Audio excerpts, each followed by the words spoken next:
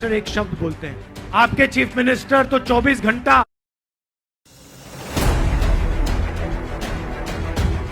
नरेंद्र मोदी जी कहते थे हर साल 2 करोड़ युवाओं को रोजगार देंगे।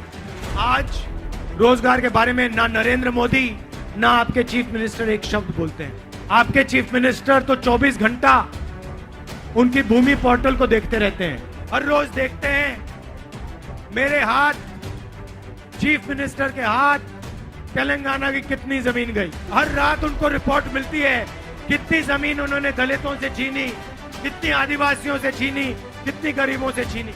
ये जो धरनी पोर्टल जो इनका है, जो बनाया है, हमारी सरकार आएगी तो इसको टाइट करेंगे। कहां किसकी जमीन गई सब पता लगाएंगे, और जो दलितों, आदिवासियों और गरीब लोगों की जमीन छीनी गई है वो उनको वापस दिलवाई जाएगी। विपक्ष कोई मुद्दा उठाता है, उससे ध्यान उठाने के लिए एकदम टीआरएस काम शुरू कर देती है। भाइयों और बहनों, बीजेपी और टीआरएस एक ही चीज है। चुनाव के समय ड्रामा होता है मगर मिलकर काम करते हैं। चुनाव आता है 100-200 करोड़ रुपए दोनों डाल देते हैं। जहां भी गोवा में, बाकी प्रदेशों में कांग्रेस पार्टी है, वहां पे बीजेपी पैसा देके सरकारें गिरा देती है। भाइयों और बहनों, ये जो पैसा बांटते हैं चुनाव में, ये किसका पैसा है? ये आसमान से तो नहीं गिर रहा है। भाइयों और बहनों, ये भ्रष्टाचार का, चोरी का पैसा है, आपके जेब में से निकाला जा रहा है। एक तरफ बेरोजगारी, दूसरी तरफ महंगाई। नरेंद्र मोदी जी कहते थे 400 रुपए का सिलेंडर हो गया है, अब 1000 रुपए का हो गया है। कुछ तो बोल दीजिए। पेट्रोल 70 रुपए का होता था, नरेंद्र मोदी हर भाषण में कहते थे 70 रुपए का हो गया।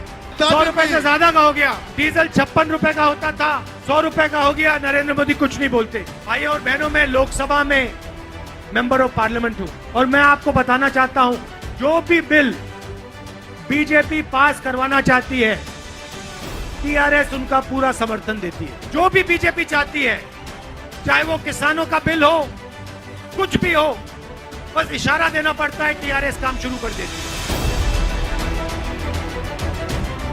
अभी 7 बज गए, हम 6 बजे आज शुरू किए हैं। 25 किलोमीटर चले हैं, नहीं शायद 26 चले हैं। मगर अजीब सी बात है, देखिए उत्तम जी का चेहरा देखिए, रेड्डी जी का चेहरा देखिए, रेवंत का,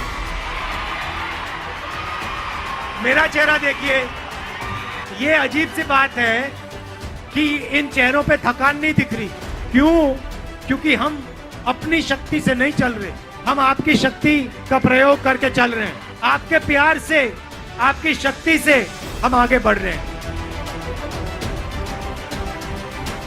ये जो यात्रा है, ये सच्चा हिंदुस्तान है, जहां सब लोग एक दूसरे की मदद करते हैं। हम 7-8 घंटे चलते हैं और जो भी आता है उसकी बात सुनते हैं।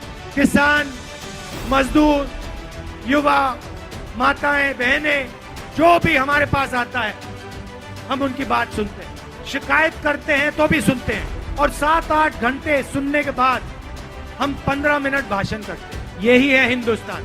जो राजनेता होता है उसको जनता की आवाज सुननी चाहिए।